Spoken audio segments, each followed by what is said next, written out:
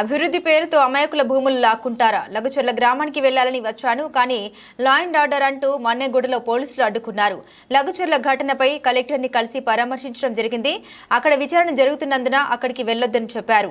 నా పార్లమెంట్ నియోజకవర్గంలో ఎంపీగా నేను పర్యటించొద్దా అంటూ ముఖ్యమంత్రి సొంత నియోజకవర్గంలో లా అండ్ ఆర్డర్ సమస్య ఈ ప్రభుత్వ వైఫల్య లోపమే అని, తన నియోజకవర్గంలో ఈ పరిస్థితులు రాకుండా స్థానిక ప్రజలతో సీఎం రేవంత్ రెడ్డి ఎందుకు చర్చించలేదు?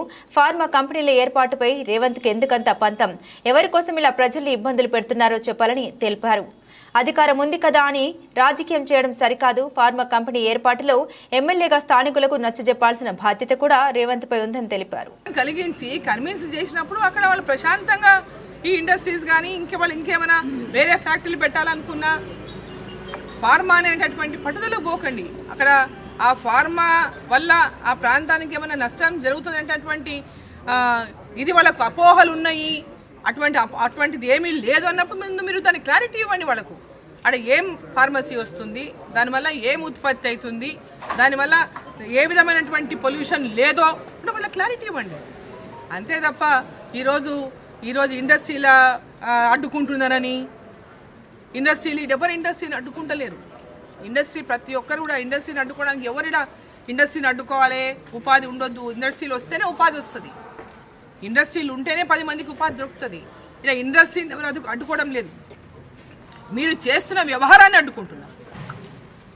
మీరు చేస్తున్నటువంటి వ్యవహారాన్ని అడ్డుకుంటున్నారు. ఇక్కడ ఆ రైతులని ఒప్పించకుండా, రైతులని కన్విన్స్ చేయకుండా, రైతులను రెచ్చగొట్టేటటువంటి విధంగా గతంలో అక్కడికి వెళ్ళి వాళ్ళని రెచ్చగొట్టే విధంగా మాట్లాడి కొంతమంది మీ నాయకులు చేసినటువంటి కార్యక్రమంలో భాగంగానే ఈరోజు అక్కడ పెద్ద ఎత్తున రచ్చ జరుగుతుంది. దీంట్లో అధికారులు బలైపోతున్నారు. కాబట్టి ఇప్పటికైనా ముఖ్యమంత్రి గారు వాళ్ళందరూ ఆ గ్రామాలకు వెళ్ళండి, వాళ్ళందరినీ రైతుల మధ్యలో కూర్చోండి, వాళ్ళని కన్విన్స్ చేయండి. మీరు ఏం పెట్టబోతున్నారో క్లారిటీ ఇవ్వండి. అక్కడ ఏం ఇండస్ట్రీస్ తీసుకొస్తున్నారు, వాళ్ళ భూములు తీసుకుంటే మీరు వాళ్ళని ఏ విధంగా వాళ్ళ జీవితాంతం ఇప్పుడు వాళ్ళు కానీ వాళ్ళ పిల్లలకు కానీ భవిష్యత్తులో ఎలాంటి ఆధారం చూపిస్తారు, ఏ విధంగా వాళ్ళకి సెక్యూరిటీ ఇస్తారు, ఏ విధంగా వాళ్ళకి విశ్వాసాన్ని కల్పిస్తారు, నేను స్పష్టత ఇవ్వండి. అంతేగాని మమ్మల్ని అడ్డుకునే ప్రయత్నం చేస్తుంది, అభివృద్ధిని అడ్డుకునే ప్రయత్నం చేస్తున్నారు భారతీయ జనతా పార్టీ. ఇట్లాంటి మాటలు మాట్లాడి తప్పించుకునేటటువంటి ప్రయత్నం చేయడం కరెక్ట్ కాదు.